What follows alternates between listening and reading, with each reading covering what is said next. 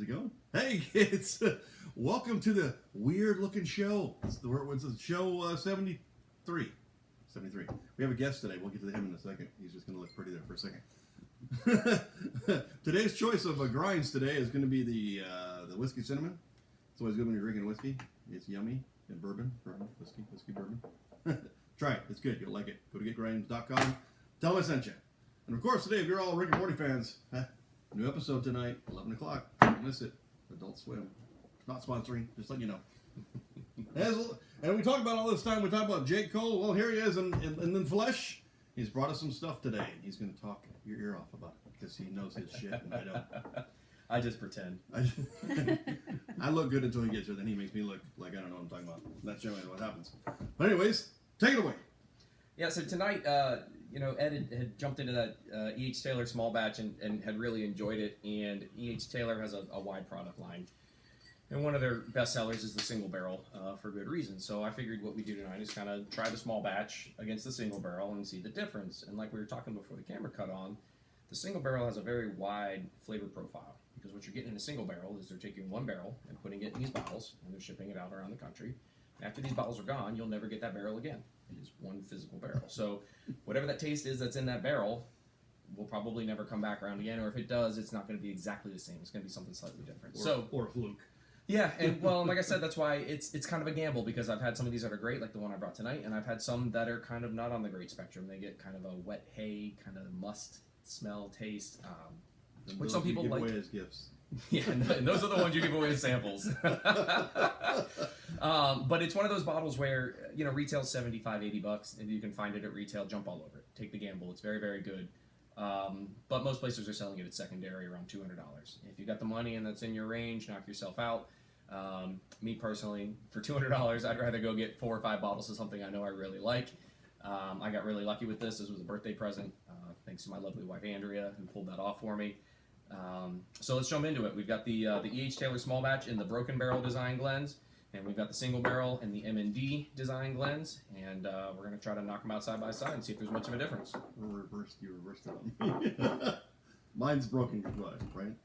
Yeah, broken barrel's the small batch. Small batch. We're doing that first? Yep. All right, Cheers. Cheers. Saluta.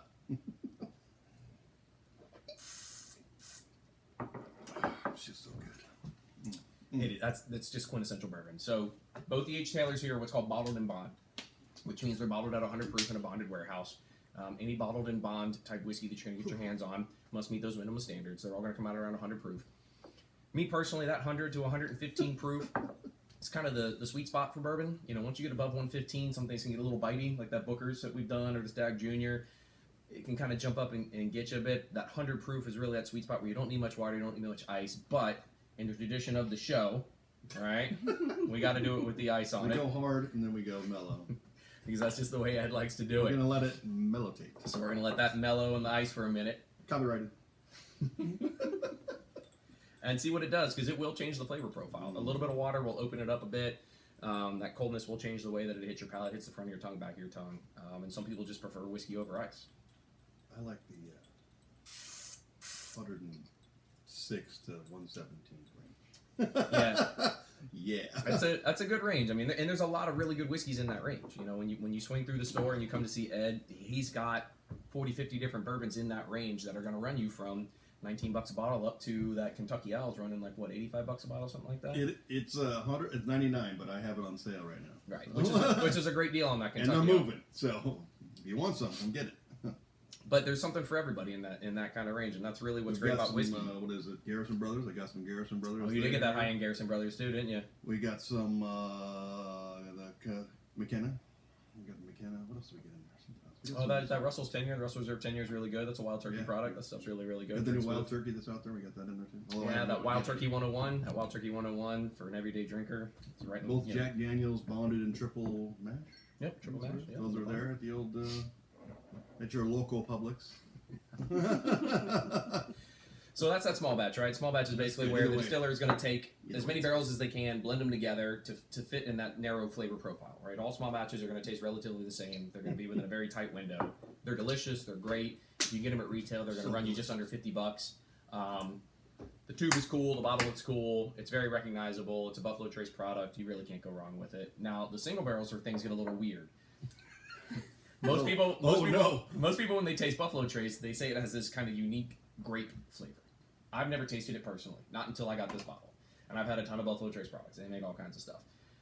This single barrel has a weird kind of dark fruit, grapey flavor that you're going to taste when it first hits your palate that is so distinctly different from the small batch.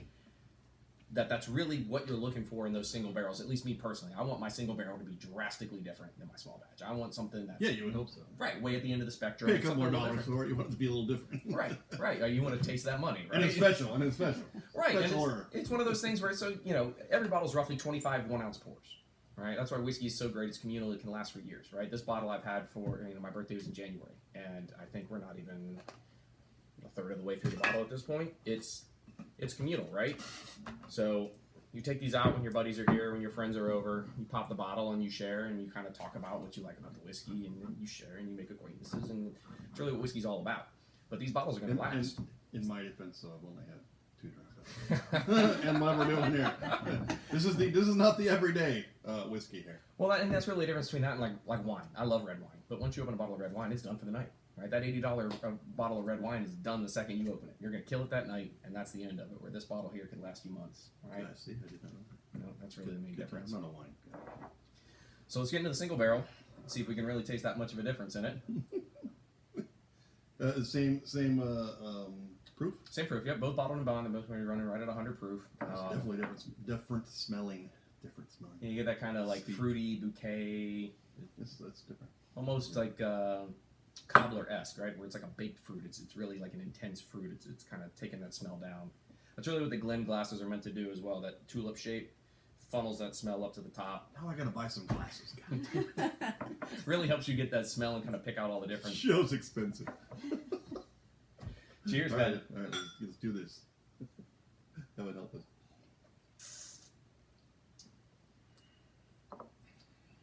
Oh, that's so much better. No, I can't drink that anymore. Isn't that crazy? I can't drink that anymore. No, I'm going to drink the hell of it. But that's different. It's different. It's weird. It's different. I want to say burn. It's a different burn. Yeah. It's a different burn. It's way more smoother. It builds. That heat hits your tongue, and it's not right away, and then all of a sudden it just kind of builds in the palate, hits a crescendo, and then kind of mellows out. That's a lot mellower. Yeah. That's yeah, great. and like you said, when we do the ice, right? Got to keep the tradition of the show. You throw a little bit of ice on it, get a little water on it, chill it down, let it open a bit. It's going to change the profile a little bit again. That was good, though. It is, and that's the thing about those single barrels. It's a risk, it's a gamble, and oftentimes it can pay off like this, where you get something that's just different and unique, and if you've got whiskey nerds like me in your community, and you're like, man, I got this great single barrel, you got to try it. Store picks, single barrels, things that are slightly different is kind of what drives the community. We're looking for something unique, something different, from your everyday shelf stuff. But with a little ice on it, a little bit of water. And our neighbors in their car.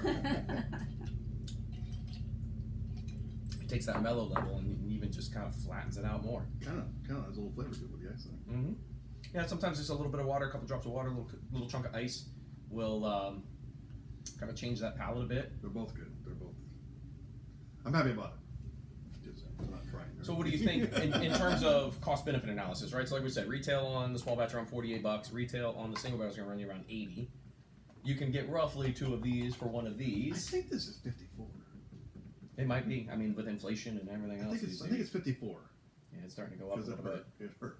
I think it's 54. What, for the small batch now? No, when I bought that Yeah. in the thing, I think it's 54. But that's the cost-benefit analysis, right? It's And how much was it? They usually run around 80, 90. It just really depends on where you're getting in. That's good. Yeah. I want to. Sorry, spend that. Well, you're the right, show man. needs to get more successful. And look, I wasn't telling a lie. We get guests. If you want to be a guest, come on the show because we really do it. Believe it or not, it's the first one, but hopefully many. I have another guest booked. I can't tell you who he is yet, but I have another guest booked at some point. So Ed and I talk about this a lot, where your whiskey profile, your flavor, what you like is unique. Everybody's just slightly different. He's a big Eagle Rare guy. Eagle Rare doesn't do anything for me personally. It's not that I dislike it. I just don't see the hype. Where with E.H. Taylor, I would spend money on E.H. Taylor all day.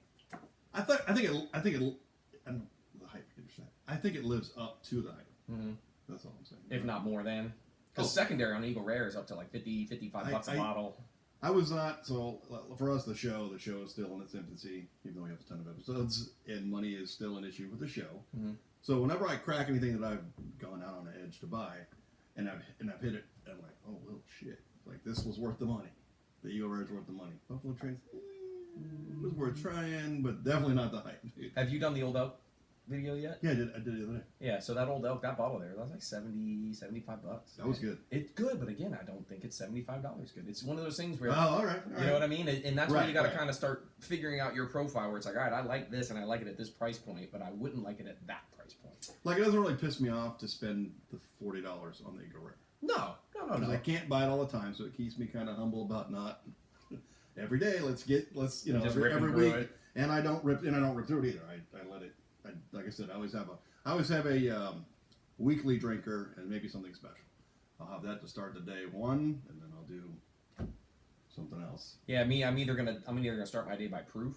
So I'll start lower proof and work my way up. If you start with higher proof, you can kind of burn your taste buds almost. You can kind of flash them, and then you don't taste anything else. That's what I did. I did the other one, that 45 Glacier 45. Yeah, that's 117 proof. Oh yeah, I did that last night. I made it a little too big, and then I went and just had 2 of my shitty drinks.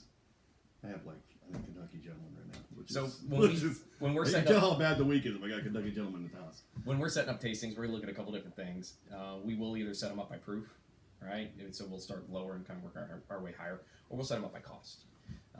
It's unfair, relatively, to do a tasting with a $30 bottle and a $150 bottle because they're just not in the same ballpark, right? I'm gonna mix them. Go for it. I mean, honestly, back at home, I have what's called an infinity bottle. When my bottles at home get down to the last ounce, I take them and I pour it into an empty bottle.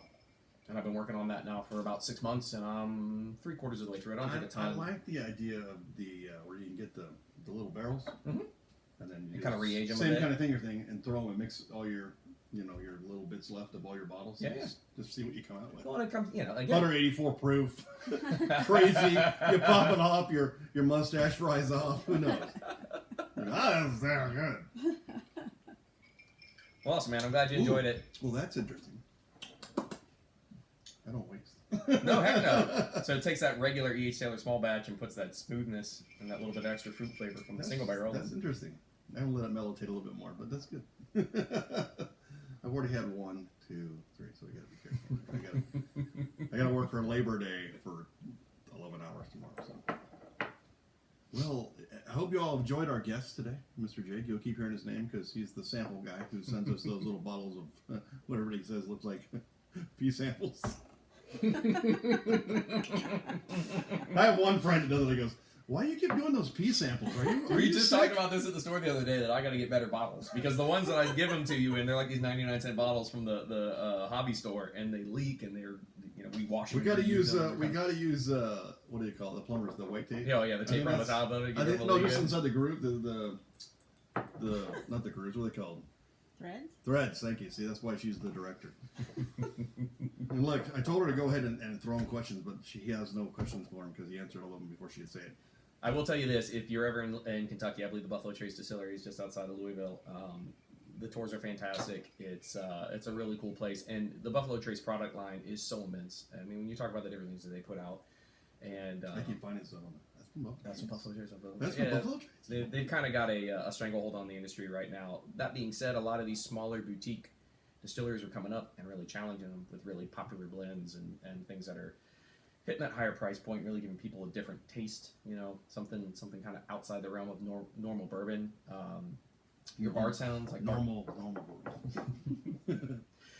Yeah, your Bardstown distillery. What makes I'm gonna throw a question out because we've been debating. What makes whiskey bourbon? So all bourbon is whiskey, but not all whiskey is bourbon. Right. Bourbon must be aged a predetermined amount of time. I believe the minimum is 4 years. To have the word bourbon? Correct. Right. And so Kentucky for the longest time had a stranglehold on it, but now bourbon is made all over the country. That Old Elk I gave you is considered bourbon whiskey. You said 3 years? 4. I believe the minimum is 4.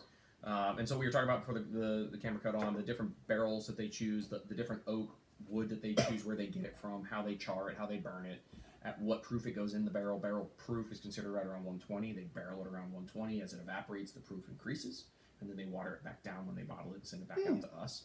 So you will find barrel-proof bourbons that usually come around 120-ish.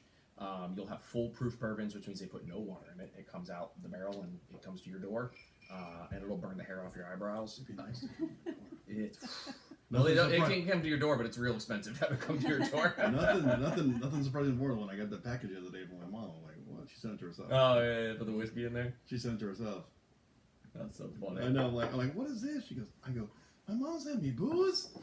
God, I love her. She would have sent me a steak too, but even better. That's all right. Well, I digress. Well, I hope you all have had fun with Jake here, and I hope you learned something because I did. Most days, anyways. I try to learn something every day, and we will be back on the next episode. As always, keep it real. We're having a drink for you. You have a drink for us, and go get yourself some grinds. Tell them the Tipsy Irishman sent you because we want to be their sponsor. We'll see you on the next one. Cheers. Salud.